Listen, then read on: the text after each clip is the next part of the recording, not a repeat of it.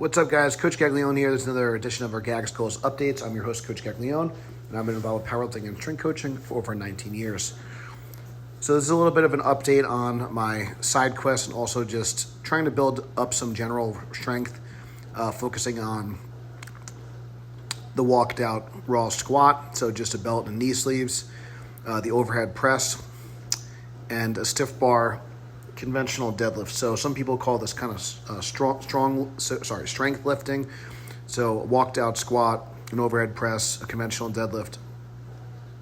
So I believe these movements are just going to help kind of build up some general strength, which I'm hoping will help transfer over to my strict curl training and just my kind of more primary goals, which is just kind of do the best I can, perform the best I can at Mr. America later this year. But also, like I said, I have like a little bit of a side quest at the end of this month. So in this particular training week, decided to kind of work up to like a top single and then some back down sets. So right now I'm still kind of using the buffalo bar. I'm going to use the buffalo bar probably for another week or so, and then transition to like a straight bar, just kind of a little bit less stress on the elbows, wrists, and shoulders in particular. But it's close enough to the competition lift. So I believe I worked up to around 500 pounds for a double on this particular day. So raw strength is coming back. Also, just for reference, the most I've ever kind of done, like squatting with heels, walked out, I believe is 585. I believe it was for a set of 5, but again, I have not done anything more than 585. So, getting fairly close to that. I believe on this particular day, like I said, I kind of worked up to a top single of 540. Felt all right. Been still having like a lot of travel, a lot of life stress. So recovery has not been great. So I have been kind of putting like the weight loss a little bit on hold and just upping my calories a little bit, just to kind of get through the rest of this month. And then, my plan is to, see if I can kind of potentially drop a weight class, going into Mr. America, be a little bit more competitive potentially, and also just for health reasons. But for the next month, just try to get as strong as possible while just kind of holding my ground. Weight's been kind of holding between 275 and 280. After my primary squat, I'm doing a hip hinge, so I'm electing to kind of do an RDL.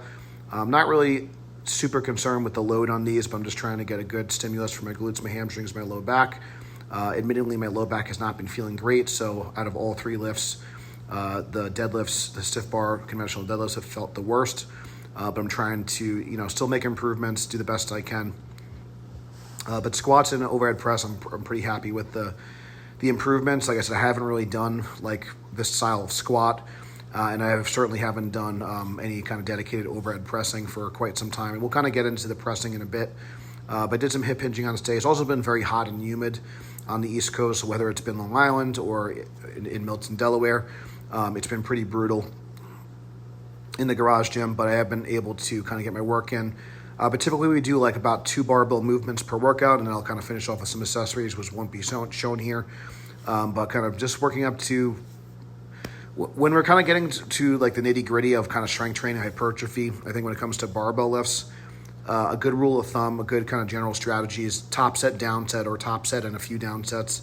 And that's been I've been keeping the volume on the lower side, but trying to make my sets intense and high effort sets. I think that's kind of the missing link with a lot of, that could be like a trap people fall into when you start to accumulate too much volume. The effort really starts to kind of drop down. And if the effort isn't there, regardless of how much work you're doing, on the pressing day, on the overhead pressing day, I'm trying to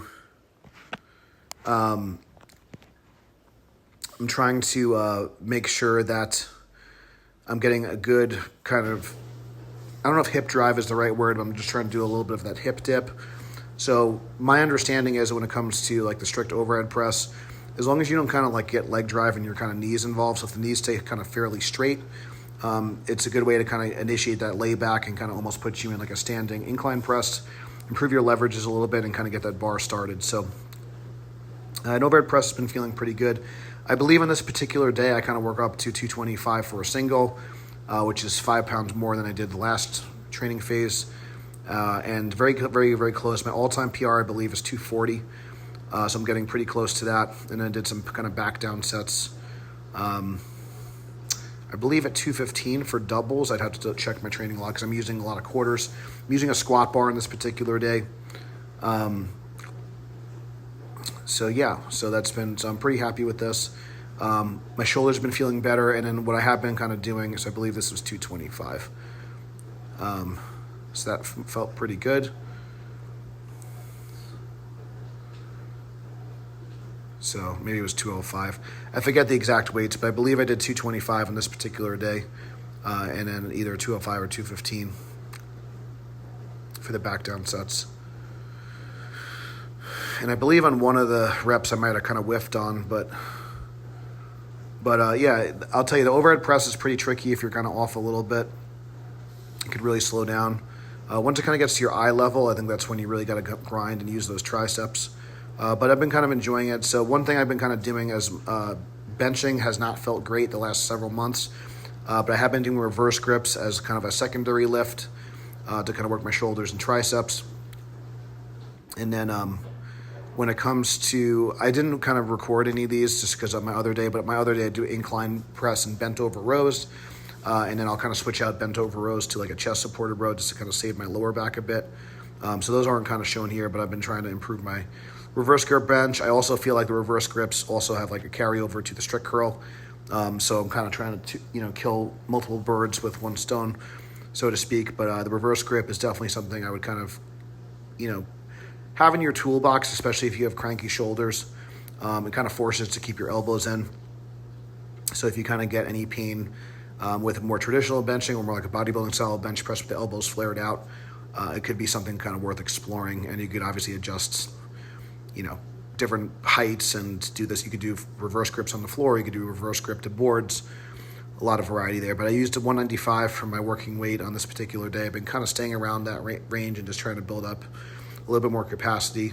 Still not quite 100% as far as the shoulder in terms of benching, but I've been making my overhead press has been kind of improving, which is kind of the goal right now. I'm not really concerned with my flat bench and certainly not my raw flat bench. So inclines have been kind of feeling okay as well. So again, that's not going to be shown, but I'm kind of progressing that. So I did working sets around 195, and then I did like a lighter set at 135, just again trying to get some blood flowing and just get some work in for the chest, shoulders, and triceps, and that's been feeling pretty good. And again, not shown on the secondary day. Again, I've been doing incline presses more for like volume / speed work. I've been inclining with chains. I think the incline press is just a good builder, whether it be overhead. It's a good in-between for overhead press and flat bench. And I think it's definitely like I think it's an underutilized press variation. I think it's for size and strength. It's pretty good. So in this particular day, I kind of played with some sumo deadlifts just to kind of see if it would feel better on my lower back. It did feel better on my lower back, but the only thing is my hips are very weak right now because I've been doing kind of more narrow squatting. And I just haven't been doing much wide stance work in general. So I still kind of elected to do my top sets conventional, but I just wanted to kind of just experiment just to kind of see. I also just wanted to kind of test my grip out a little bit just because I've been primarily been pulling with straps just to protect my bicep because again, right now my primary focus is improving my strict curl. So I just haven't been doing much mixed grip. So sumo did feel better, but my hips are kind of weak. So as far as for me to pull sumo raw, I just didn't think that, I don't think I'd be able to kind of break the ground with what I would kind of deem a comparable lift. So I believe I work up to 485 in both stances, and I ended up doing 535, I believe, for a single. Again, back hasn't been feeling great, so the lockout was a little bit like sloppy, but I do feel like I did stand up all the way with the weight, and hands kind of held up okay. So just trying to I'm going to be probably a little bit more modest with my deadlift training and just kind of continue to kind of hammer kind of that low 500 range. It's kind of, again, at my stage of development, my best conventional deadlift in a suit is 650 or 655, and my best conventional deadlift in a contest is 625. My best sumo deadlift in training is 701 pounds. My best sumo deadlift in competition is 675. And I've pulled, 650 plus on numerous occasions in the meet. So like for me to like not at least be at 585, 600, it's a little frustrating. That's kind of like where I'd be, totally fine just kind of maintaining a 600 deadlift. I'd be kind of happy with that, even though, 700 in a meet is still like kind of that monkey on my back. But I would just like to, but I'm just going to kind of take what's there, because at the end of the day, it's not kind of worth kind of potentially, doing more damage. So I'm not really exactly sure what's going on with my lower back, or if if it's the added weight loss, stress, whatever. But it just hasn't kind of felt quite right, and maybe just trying to kind of get that strength back a little bit. Trying to progress my strength back too soon potentially.